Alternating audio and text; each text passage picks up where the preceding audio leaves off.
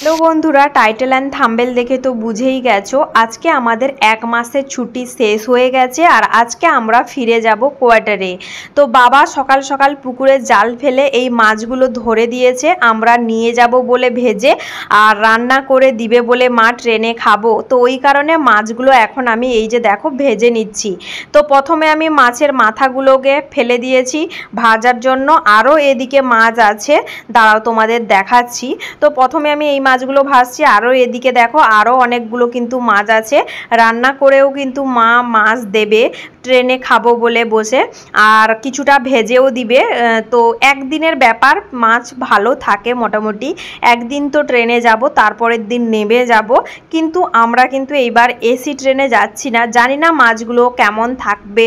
তো যাই হোক, কেমন থাকে দেখো বড়বাবু রেডি হয়ে পড়ছে আর আমি তো কখন থেকেই রেডি হয়ে গেছি, আর আমার ভাই ব্যাগগুলোকে বয়ে রাস্তার ওই দিকে রেখে দিয়ে আসছে, কারণ টোটোটা ওই রাস্তার ওই সামনে আসবে, তো ওই কারণে।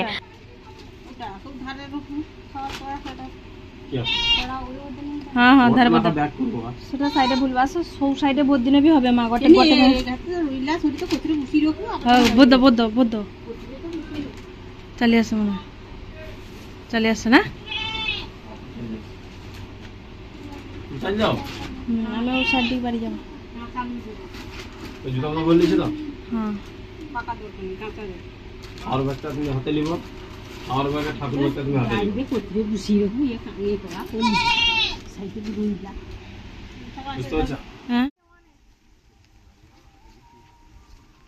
না আমি তো আইসি সাবধান রইব বড় বাকলা ফুলফা। তো এখন সবাইকে প্রণাম করে আশীর্বাদ নিয়ে নিচ্ছি। প্রথমে বাবাকে প্রণাম করে আশীর্বাদ নিয়ে এলাম। বাবার পটল বাড়িতে জল দিচ্ছে, তোমাদের তো অনেকবারই জানিয়েছি আমার বাবার বাড়িতে কিন্তু পটলের সময় মানে পটলের যখন সিজন চলে তখন কিন্তু পটল চাষটা করে। তো তারপরে এই যে দেখো এখন মা আর আমার জেঠিমাকে প্রণাম করে চলে যাচ্ছি, পাশের বাড়ির জেঠিমা আমার মা দুজন। তারপরে চলে এসেছিলাম এই যে দেখো শ্বশুরঘরে চলে এসেছিলাম, এসে শ্বশুরমশাইকে প্রথম প্রণাম করে নিচ্ছি। শাশুড়ির ঘরে দাদা দিদি মানে আমার যা আর ভাসুর সম্পর্কে হবে, তো ওনাদের প্রণাম করে নিলাম। তারপরে আমার শাশুড়ি মা ভেতরে রয়েছে, মানে কার্তিক ঠাকুরটা তো এখানেই রেখেছিলাম, তো কার্তিক ঠাকুরটাকে আমার শাশুড়ি মাই দিদি মোবাইল দিতে গেছি কি থামো ঠিক ঠিক দিদি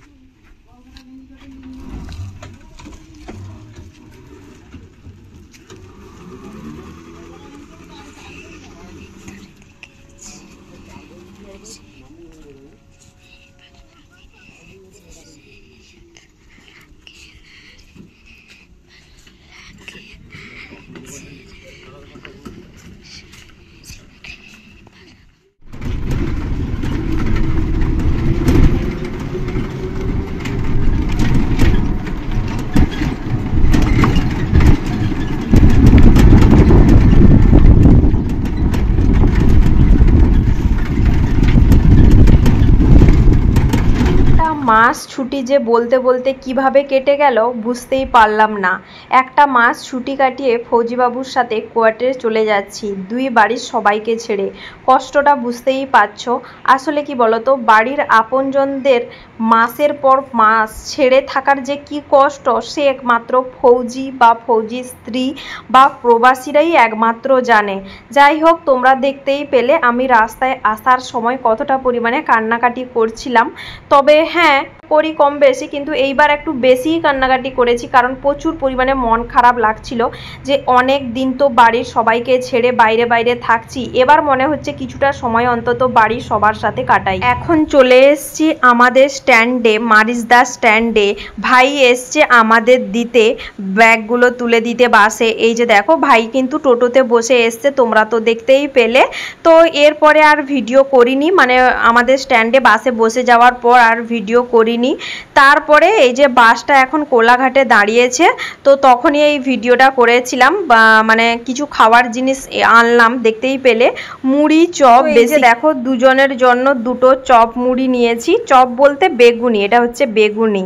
এই যে বেগুনি মুড়ি, আর ওইদিকে দেখো মিক্সচার নিয়েছি, আর নিয়েছি একটা, দাঁড়াও, থামস আপ। এই যে যেহেতু প্রচণ্ড গরম, তো ওই কারণে একটা থামস আপও কিন্তু 500 নিয়েছি। প্রায় 3 থেকে 3.5 ঘন্টা জার্নি করার পর বাসে এখন আমরা পৌঁছে গেছি হাওড়া স্টেশনে।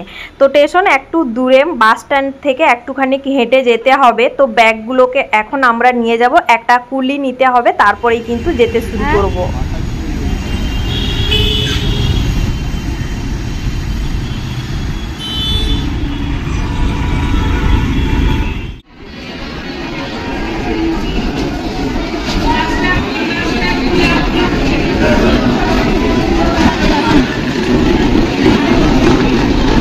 যাই হোক, এত গরমে এই যে দেখো ব্যাগ টেনে টেনে এখন কিন্তু আমরা প্ল্যাটফর্মে পৌঁছে গেছি, মানে আমরা যেখান থেকে ট্রেনটা ধরবো।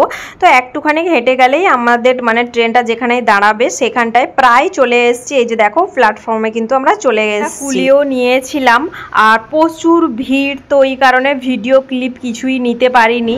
আর দেখো ট্রেন কিন্তু চলে এসছে।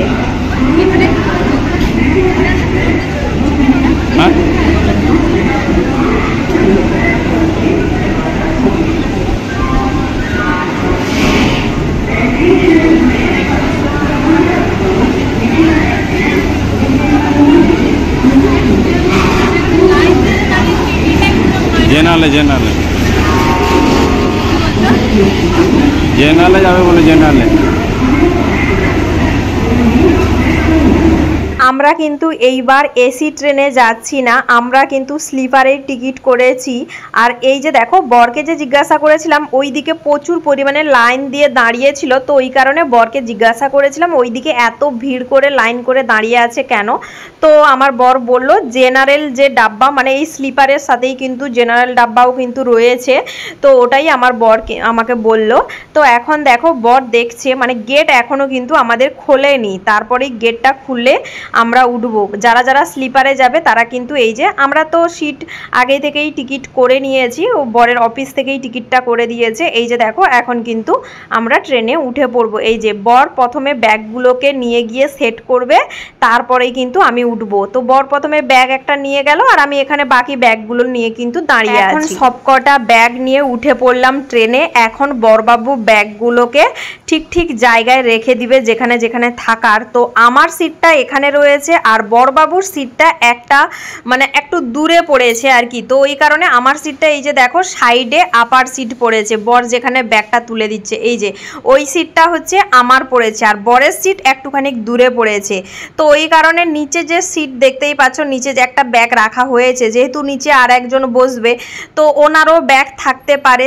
তো আমরা যদি দুটো ব্যাগই ঢুকিয়ে দিই তাহলে কিন্তু উনি মানে কিছু বলতে পারে। তো ওই কারণে কিন্তু একটা ব্যাগ উপরে রাখলাম, আর একটা ব্যাগ কিন্তু নিচে রেখেছি। দেখা যাক ওনার যদি ব্যাগ না থাকে তাহলে কিন্তু আর একটা ব্যাগও এখানে রেখে দিব। আর বরের যেখানে সিট পড়েছে সেখানে অত দূরে ব্যাগ রেখে আসবো, আর বর তো আমার সাথে সাথেই থাকবে, মানে দুজনই প্রায় আর একটা সিট যে আছে দেখা যাক এক্সচেঞ্জ করা যায় নাকি। মানে যাদের এখানে সিট পড়েছে তারা যদি মানে মেনে নেয় জিনিসটা, ওরা যদি আমার বরের সিটে যেতে চায়, আর আমার বর এ সিটে এখানে একটা ওদের সিটে চলে আসবে। তো যাই হোক এইরকম একটা মানে ট্রেনে অসুবিধা হয় ভীষণ টিকিট কাটার সময়, মানে পরপর সিট খুবই কম পাওয়া যায় আর কি, এদিক ওদিক করে সিট পড়ে। বাই বাই সবাইকে, আর একটু পরেই ট্রেনটা ছাড়বে। এই যে দেখো ভীষণ গরম, মনটা ভীষণ খারাপ লাগছে, জানি না কেন এইবার প্রচুর পরিমাণে মনটা আমার খারাপ লাগছে। 5 মাস পর বাড়ি এসেছিলাম ছুটিতে, আবার চলে যাচ্ছি, জানি না আবার কবে বাড়ি আসবো।